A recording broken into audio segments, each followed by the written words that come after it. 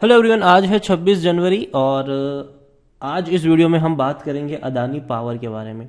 107 रुपये का शेयर है, 4% की तेजी हमें कल यहाँ पर देखने को मिली है। बढ़िया रफ्तार पकड़ी थी, हालांकि उससे पहले गिरावट भी हमने यहाँ पर देखी, लेकिन अब धीरे धीरे कह सकते हैं कि शेयर जो है ये भागना शुरू कर रहा है। लेकिन मार्केट अभी भी अनसर्टन है, बहुत सारी चीजें हैं जो इसको पुल बैक कर रही है, जिसमें से अगर हम देखें तो बॉन्ड मार्केट में लोग ज्यादा पैसा लगाना शुरू कर रहे हैं।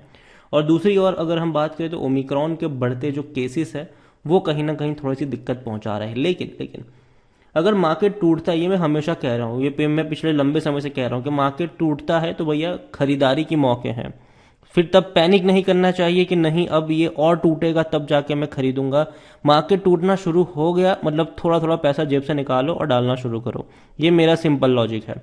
एक साथ नहीं, धीरे धीरे डालना शुरू करो ताकि हर गिरावट में आप इसको एवरेज करते चले जाओ और लॉन्ग टर्म में डेफिनेटली उन अच्छे शेयर्स को आप चुनोगे जो आपको अच्छा प्रॉफिट कमा कर दे। अब यहां पर हम बात करते हैं अदानी पावर की कि अदानी पावर में क्या क्या मौके हैं, यहां पर किस प्राइस पे मौके हैं, कहां पर खरीदारी करनी चाहिए, क्या लेवल हो सकते हैं, क्या पर्सपेक्टिव लॉन्ग टर्म का हो सकता है इसका, तो उसके बारे में भी बातचीत करेंगे। अगर हम पिछले एक महीने का अदानी पावर का अगर हम चार्ट देखें तो पिछले एक महीने में अदानी पावर में 8.5% का ग्रोथ है। 98 रुपीज से तेजी पकड़ी, 118-119 रुपए तक पहुंच गया था ये, लेकिन वापस टूटना शुरू हुआ। और ये कोई नई बात नहीं, अगर आप एक साल का ग्राफ देखोगे तो इस लेवल पर इससे पहले भी इसके हाथ पैर फूले जरूर थे।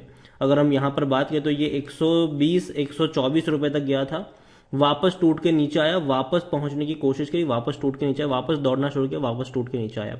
देखो अभी भी मुझे लगता है कि लॉन्ग टर्म में डेफिनेटली अदानी पावर में अच्छा ग्रोथ देखने को मिल जाएगा आपको। ऐसा नहीं है कि यार ये टूट के बिखर जाएगा, बर्बाद होगा जी, ऐसा बिल्कुल भी नहीं होने वाला है। अदानी पावर में लॉन्ग टर्म में भी ग्रोथ है और ग्रोथ आपको देखने को मिलने वाली है। देखो अभी तक हम बात करते हैं इलेक्ट्रिक व्हीकल्स वाले सेगमेंट में, हम टाटा पावर की बात करते हैं, लेकिन अब अदानी ने भी धमाका कर दिया है। अदानी भी भैया इस सेक्टर में घुस रहे हैं।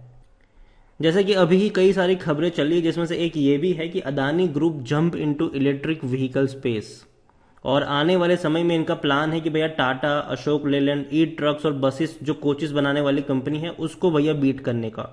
और इनका जो फर्स्ट प्लान है वो यही है कि अपने खुद के जो पोर्ट्स हैं, एयरपोर्ट्स हैं, ठीक है, वहां पर इन सबका इस्तेमाल किया जाए। यहां पर अगर हम बात करने जाए तो इलेक्ट्रिक व्हीकल, देखो इलेक्ट्रिक व्हीकल बहुत तेजी से इंडिया में बढ़ रहे हैं और मैन्युफैक्चरर्स भी भैया बहुत तेजी से इंडिया में आ रहे हैं, जिसमें से कई सारे प्लेयर्स हैं। चाहे हम ओला इलेक्ट्रिक की बात करें, टाटा मोटर्स की बात करें, टीवीएस की बात करें, हीरो की बात करें, एथर की बात करें, और यहां पर अगर हम बात करें तो कमर्शियल व्हीकल सच एज बस, trucks and coachings also make a huge chunk of EV segment. अब यहां पर बात देखो, अदानी के पास पोर्ट भी है, एयरपोर्ट भी है, और इन दोनों ही जगहों पर बहुत ज्यादा जो हैवी व्हीकल्स है उसका इस्तेमाल होता है।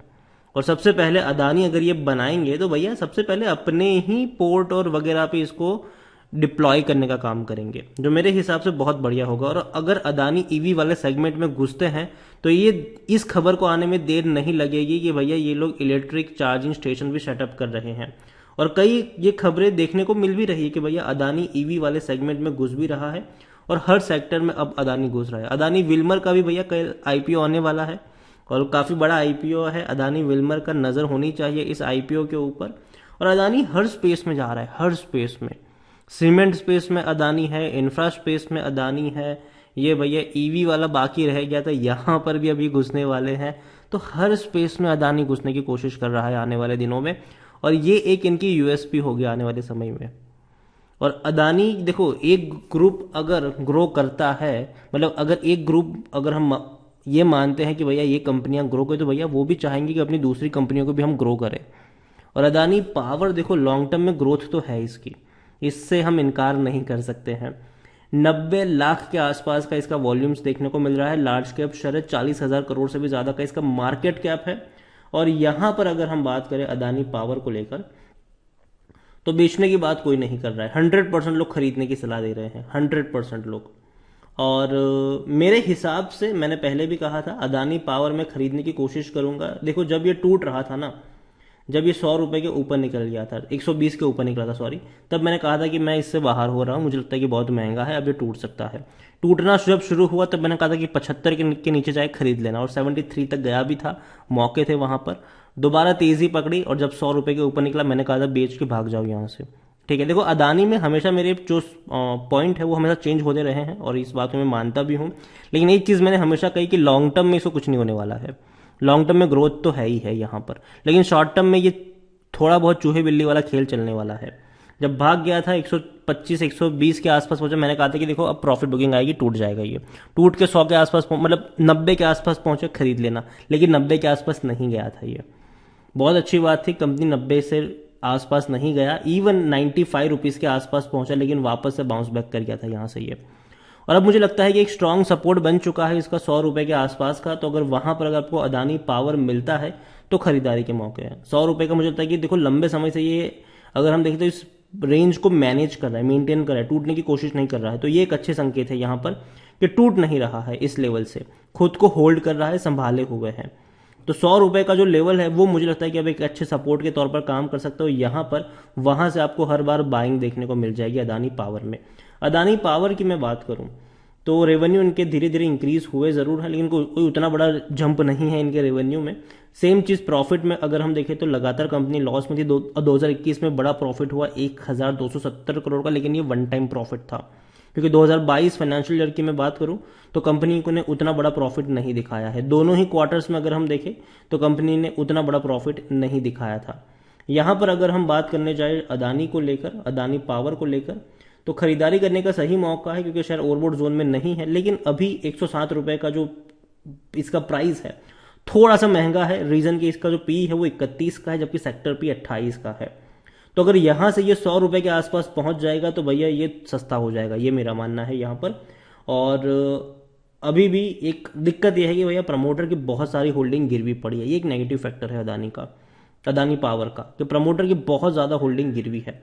दिसंबर क्वार्टर के जो शेयर होल्डिंग पैटर्न आए हैं वो ये दिखाते हैं कि 75% की होल्डिंग प्रमोटर के पास है, लेकिन 20% से भी ज्यादा की होल्डिंग गिरवी है। म्यूचुअल फंड कुछ भी नहीं है, डोमेस्टिक वालों के पास कुछ भी नहीं है। और देखो यही एलिगेशन इनके ऊपर लगे भी थे कि प्रमोटर जो है मतलब एफआईएल्स ने बहुत ज्यादा होल्डिंग खरीदी थी यहाँ पर। प्रमोटर की 75% की होल्डिंग थी, एफआईएल्स की भी बहुत बड़ी होल्डिंग थी। तो मार्केट में ज्यादा शेयर अवेलेबल थे नहीं, तो डिमांड ज्यादा थी, सप्लाई कम थी। तो जाहिर सी बात है शेयर के प्राइस को मैनिपुलेट किया जा रहा था। एफआईएल्स जिन एफआईएल्स ने अदानी में पैसा लगाया था, उन एफआईएल्स के भी ऊपर भी जब इंक्वायरी देखने को मिली तो ये सारी चीजें भी बाहर आ रही थी कि भैया ये वो एफआईएल्स है जिन्होंने सिर्फ और सिर्फ अदानी में ही पैसा लगाया। तो सस्पिशियस काफी कुछ यहाँ पे था। लेकिन मैंने पहले भी कहा था और अब भी मैं कह रहा हूँ, अदानी बहुत बड़ा ग्रुप है, कुछ नहीं होने वाला है। सब कुछ आने वाले समय में इनके लिए अच्छा ही होगा। और कोई ज़्यादा बड़ा चेंजेस नहीं है सितंबर से लेकर अब तक अगर हम देखें तो कोई ज़्यादा बड़ा शेयर होल्डिंग में चेंजेस नहीं है। लेकिन हाँ, डोमेस्टिक वाले मतलब डोमेस्टिक वालों ने बेच दिया है। मार्च में अगर देखा जाए तो 1.5% की होल्डिंग थी, अब कुछ भी नहीं है और खरीदारी करी है रिटेल इन्वेस्टर्स ने। तो ओवरऑल अदानी पावर को लेकर एक ही चीज कहूंगा, बहुत ज्यादा चीजें कंपनी कर रही है। ये जो ग्रुप है ना वो हर जगह हाथ पैर मार रहा है और हर बड़े बिजनेस में, फ्यूचरिस्टिक बिजनेस में इनकी एंट्री आपको देखने को भी मिल सकती है आने वाले दौर में। तो अदानी पावर यही कहूंगा, खरीदारी करिए तो बने रहिए। अभी फ्रेश बाइंग का जहां तक बात है, मुझे लगता है कि 100 रुपए का लेवल एक परफेक्ट लेवल होगा खरीदारी के लिए। लेकिन हाँ, काफ़ी कहते हैं ना कि काफ़ी रिस्की शेयर है, तो चीज़ों को ज़रा सोच समझ के ही यहाँ पर ट्राई करिएगा। वीडियो को यहीं पे एंड करूंगा। पसंद आया हो तो लाइक करें, शेयर करें। चैनल पर अगर पहली बार आए तो प्लीज़ सब्सक्राइब करें। और अदानी पावर के बारे में आप क्या सोचते हैं वो भी आप मुझे कमेंट में लिखकर बता सकते हैं। Thank you.